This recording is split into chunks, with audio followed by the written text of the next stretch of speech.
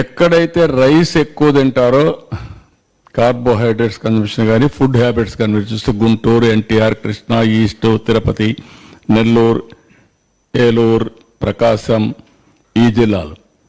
మళ్ళీ మన్యం చూస్తే తక్కువ, సత్యసాయి తక్కువ, కర్నూలు, అనకాపల్లి, నంద్యాల్, విజయనగరం, అనంతపురం, అన్నమయ్య. రీజన్ ఇక్కడికి వచ్చినా కూడా మళ్ళా శ్రీకాకుళం. రీజన్ మనం చూస్తే ఎక్కడైతే బ్యాక్వర్డ్ డిస్ట్రిక్ట్స్ ఉన్నాయో వాళ్ళ ఫుడ్ హ్యాబిట్స్ డిఫరెంట్. రాగి, జొన్న, సజ్జ, కొర్రలు ఇవి తింటున్నారు కాబట్టి డయాబెటీస్ తక్కువ ఉంది. ఇది క్లియర్ మన వారసత్వంగా వచ్చే హ్యాబిట్స్ వల్ల, అలవాట్ల వల్ల ఈరోజు డయాబెటీస్ వచ్చే పరిస్థితి వచ్చింది. Next hyper tension, diabetes both మనం చూస్తే ఇక్కడ రెండు వచ్చే మగవాళ్ళకి ఎక్కువ వస్తున్నాయి, అంటే ఫుడ్ హ్యాబిట్స్ వల్ల. ఈ రెండు వచ్చినప్పుడు 20,78,000లో 9,54,000 మగవాళ్ళు. ఆ రేషియో ప్రకారం ఆడవాళ్ళకు 11,22,800 వస్తుంది. ఇవి కూడా డిస్ట్రిక్ట్స్ మళ్ళీ మనం అనుకున్న ప్రకారమే.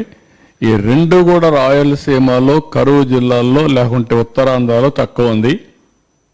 ఎక్కడైతే బాగా అభివృద్ధి చెందిన ప్రాంతంలో రైస్ హ్యాబిట్స్ కానీ ఫుడ్ హ్యాబిట్స్ కానీ లేకుంటే లైఫ్ స్టైల్స్ వల్ల పెరిగే పరిస్థితి వచ్చింది.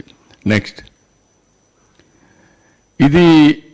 ఇవి చేసినప్పుడు ఇవన్నీ కూడా మన వాళ్ళు చేసింది 22, 23 టు 24, 25 వైద్య సేవ డిస్ట్రిక్ట్ వైజ్ బర్డన్ ట్రీట్మెంట్ అవన్నీ కూడా తయారు చేశారు. నెక్స్ట్